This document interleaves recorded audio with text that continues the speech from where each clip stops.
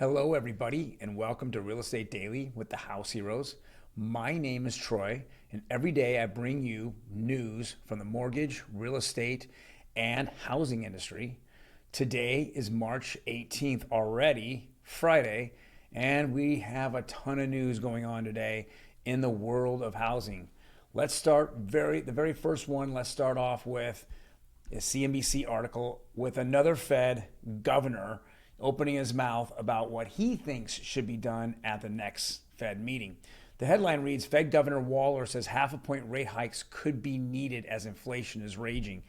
Well, we know that back when about a month ago or so, the St. Louis Fed chairman came out and said, well, by June of this year, we should have a whole point that we should have put into the market. We saw the markets actually get really raked down. It wrecked the markets. The NASDAQ, the crypto markets, they all got hit. They all went down, again, on fears of this happening. But if you keep sending bad news into these markets, into the Dow Jones, into the NASDAQ, sooner or later, they've already priced in all the Fed rate hikes that they think are going to happen this year. So when this news came out today, it had really no effect. Nobody cares at this point. On Wednesday, Jerome Powell came out and said there's going to be 6 more rate hikes this year, at least going to 1.75. That's what we're seeing at this point. So with that being said, even now, these Fed chairmen are dying, to get on TV and get a little bit of a spotlight. They're having little effect upon our housing industry. Here's the next one from CNBC as well. It says home sales fell far more than expected in February as mortgage rates rose and supply remained tight. Yes, there's less homes that are selling, no doubt about it, but the prices continue to go up. So value of homes keep going up, but with the amount of homes that are hitting the market, especially in the fourth quarter of last year and in January, February, and in March, we're really not seeing a whole lot of houses on the market. We're not seeing that bump. As I do the numbers every single week here in Southern California, and a couple of interesting things that occurred. One of them was we just didn't see these big giant jumps in homes hitting the market for those people that come in the spring that want to buy, prior to summer, and then making sure they're in their house before the school year, which would be in August and September. Next article here is from Redfin. It says home buyer competition ticked up in February, hitting record high. Now, you have to take a grain of salt when you're talking Redfin because if you actually read the article, it's all about their agents. It's not about a nationwide agents. When we're looking at nationwide agents, and especially here in Southern California, I'm seeing bidding war on 95% of our homes that I list or I write for my buyers. Here, it's talking about the nationwide, for people that are employed by Redfin. And so with that being said, they've hit an all-time high of 68.6%. Now, as we know Redfin's more of, they give information out on a website about homes, if they're active, what values of those homes are, that kind of like the Zillow thing. But they've added this whole real estate side where they have agents that kind of handle some of the listings when I buy stuff or they buy homes and they want to resell it. We don't typically see them as buyer's agents, but in this particular article, they're saying that they had hit all-time high of record, competition for, home buying. And then here's an article from the National Real Estate Post. This one makes a big point, and it's kind of scary. There's at this point, the Fed raised rates for the first time since 2008 on Wednesday. But if we take a look prior to Wednesday, how many of the nations across the world have had 0 or negative interest rates currently going on? Think about that. How many are going on? Well, everything in this blue map has got a negative or 0 interest rate.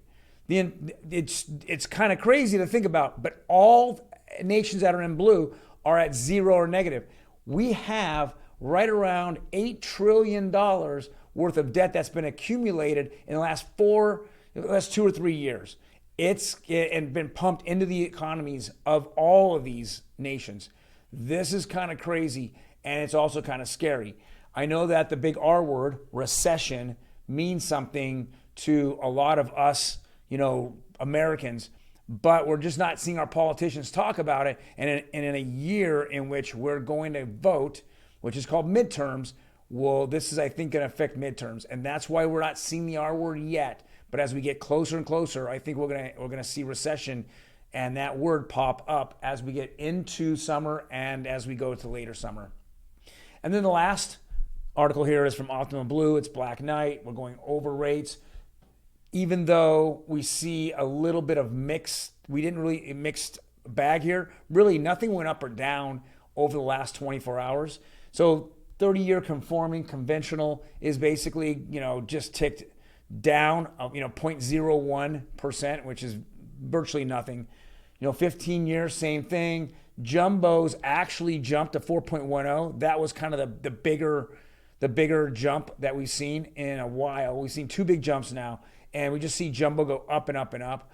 And then the 30-year fix just ticked up slightly. So if we're looking at it, the conventional or FHA loans that we're seeing here, they're almost dead even right now, which is very, very interesting when you start thinking about it. Anybody out there looking for a home, and I can't say this enough, if you keep waiting and you're on the sidelines, then you're going to see rates probably hit 4.75 this year. And if inflation continues, they will stay steady at that point, maybe going in the fives. I know right now, if you don't have really good credit, you're already in the fives. I also know that cash out refis are mostly in the fives right now. They're in the high fours, low fives. So anyone that's doing cash out refi, they're already getting a bump up in interest rates on what they owe. Think about that. Not only are they pulling cash out, which increases the loan balance, their interest rate goes up as well. So they're getting double hit on this. That's why these rates are so high, because those loans are becoming more riskier and riskier. And some banks are just pulling them right off the market. They don't even want to deal with them anymore because of that. I know Fannie and Freddie came out today, and prior to today, they had desktop underwriting for appraisals. So they were able to do appraisals without having an appraiser go out there. They wanted twofold. One is they wanted to take the ease off of the appraisers that were doing so much work. Two was it was fairly accurate for their desktop underwriting and their desktop appraisal. So they felt that was good. But now, since things are a little more turbulent and we're going to see maybe a little bit of shifting here, buyer seller markets, or at least some stagflation, that's why we're seeing, Fannie and Freddie wanting to go back out for refis. Because anybody thinking about a refi today doesn't make sense. It just does not make sense.